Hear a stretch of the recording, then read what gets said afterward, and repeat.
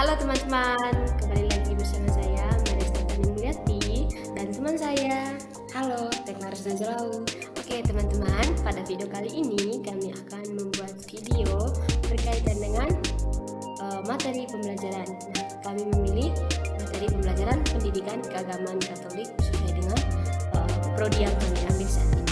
Oke teman-teman, tema pembelajaran kami adalah pribadi dan lingkunganku, dan subtemanya adalah perempuan dan laki-laki diciptakan sebagai citra. Oke. Sebelum kita memulai dengan pembahasan materinya, mari kita mengawali kegiatan pembelajaran ini dengan berdoa. Saya beri kesempatan pada teman Nina untuk mulai kegiatan pembelajaran dengan berdoa. Baik teman-teman semuanya, marilah kita siapkan hati dan pikiran kita untuk berdoa. Dalam nama Bapa dan Putra dan Roh Kudus. Amin. Allah Bapa di dalam surga, puji dan syukur kami panjatkan kehadirat-Mu atas segala berkat serta rahmat-Mu yang telah Kau limpahkan kepada kami. Teristimewa karena Kau telah menciptakan kami sebagai perempuan dan laki-laki seturut citra-Mu. Tuhan, kami memohon kepadamu, mampukanlah kami untuk menjaga apa yang telah kami miliki. Nama-Mu yang kudus kami puji, kini dan sepanjang segala masa. Amin.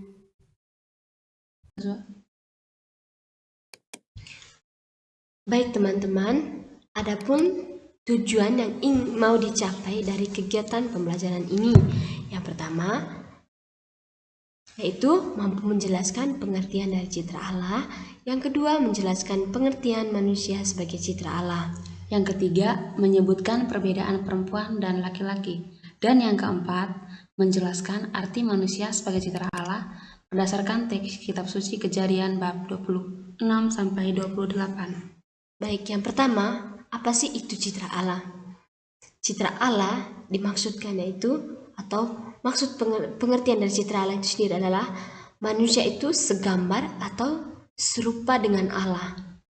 Allah menciptakan manusia seturut rupanya, karena manusia merupakan ciptaan yang paling sempurna dari ciptaan yang lainnya.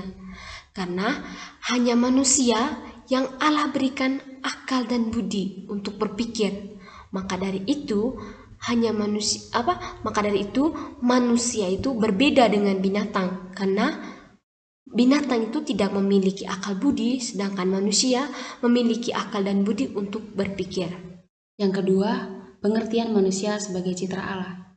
Manusia merupakan citra Allah dalam artian bahwa manusia merupakan gambar dan rupa Allah, yang dimana manusia memiliki bentuk tubuh sama seperti Allah. Selain itu, manusia sebagai citra Allah memiliki sifat yang sama dengan Allah, baik pengasih dan penyayang. Manusia diciptakan sebagai laki-laki dan perempuan agar manusia itu beranak cucu dan agar berkuasa atas burung-burung di udara dan ikan-ikan di laut dan atas binatang yang merayap di atas bumi. Manusia diciptakan agar berkuasa atas makhluk ciptaan lainnya. Artinya bahwa manusia itu diciptakan sebagai citra Allah yang serupa dan segambar dengan Allah itu memiliki tujuan dan tugas. Tugas manusia itu menjaga ciptaan Allah lainnya yang bisa dijaga oleh manusia, seperti manusia berkembang dengan cara beranak cucu dan berkuasa atas binatang-binatang yang melata di atas bumi. Jadi, manusia dapat berkuasa atas makhluk lain karena ia mirip dengan Allah dan berbeda dengan makhluk lain.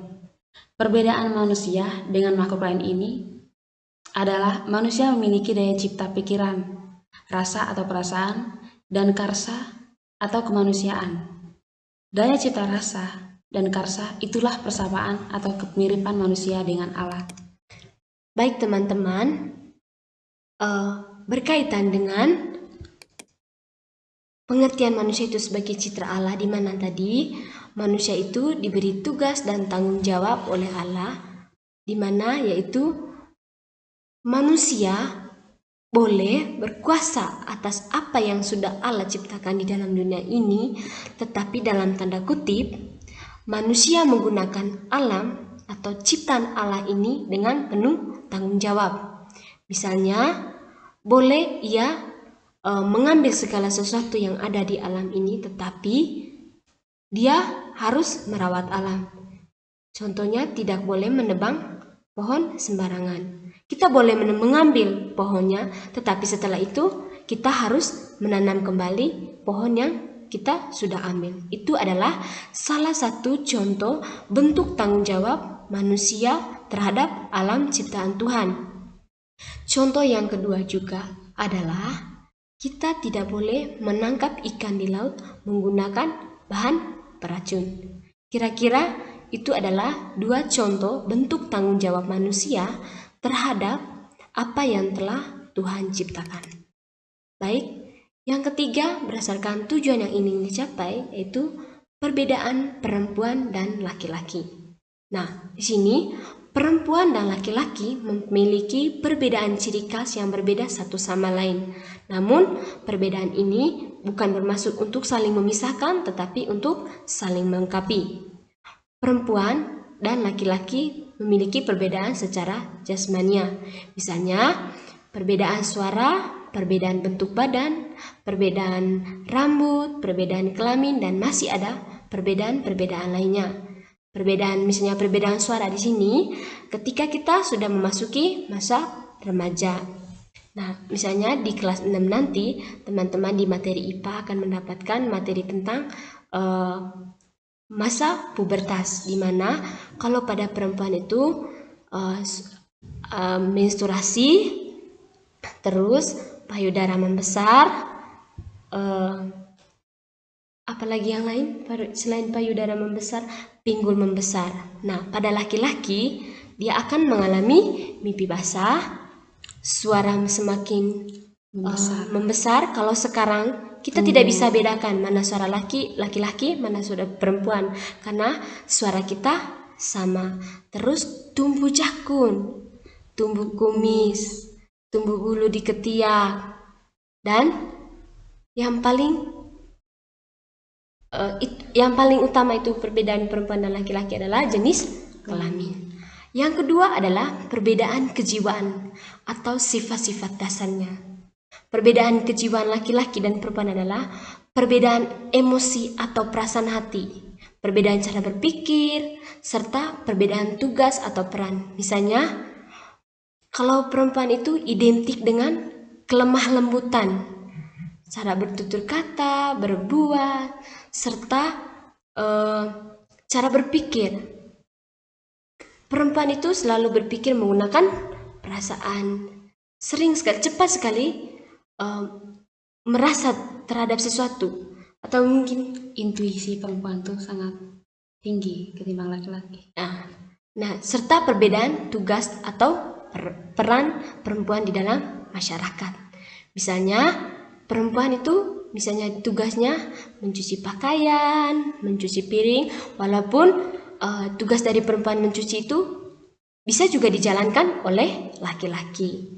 Tetapi perempuan itu selalu diidentik misalnya mencuci, memasak, membersih rumah, juga merawat tanaman.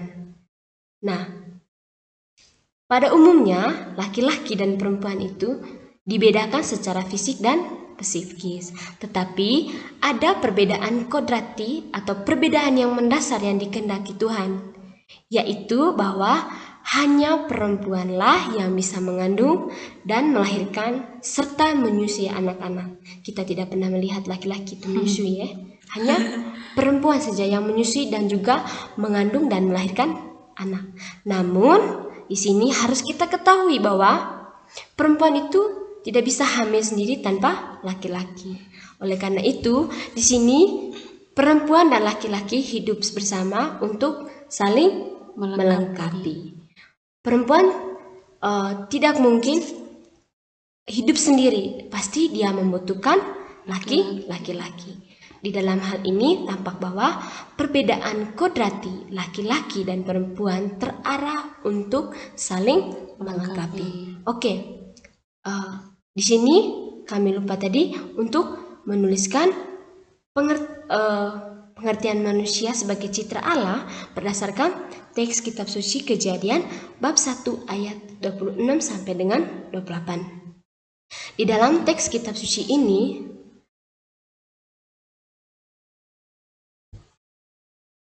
baik dari materi yang kami jelaskan pada pertemuan ini, yaitu tema tentang perempuan dan laki-laki diciptakan sebagai citra Allah, dapat disimpulkan bahwa manusia diciptakan sebagai citra Allah yang serupa dengan segambar dengan Allah itu, yaitu manusia memiliki tugas dan tanggung jawab di dalam dirinya.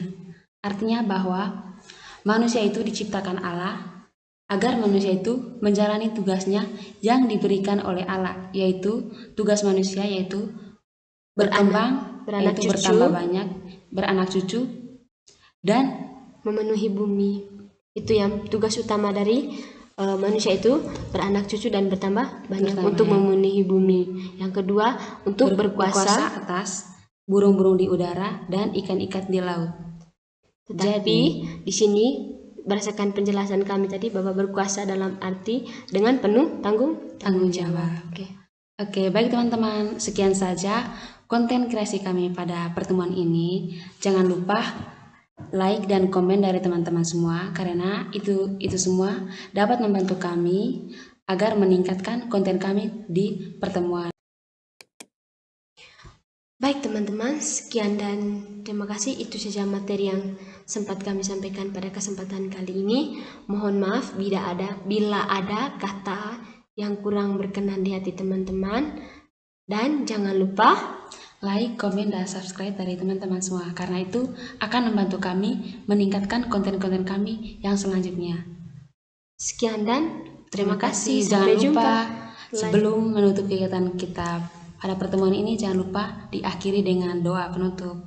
Oke. Dalam nama Bapa dan Putra dan Roh Kudus. Amin.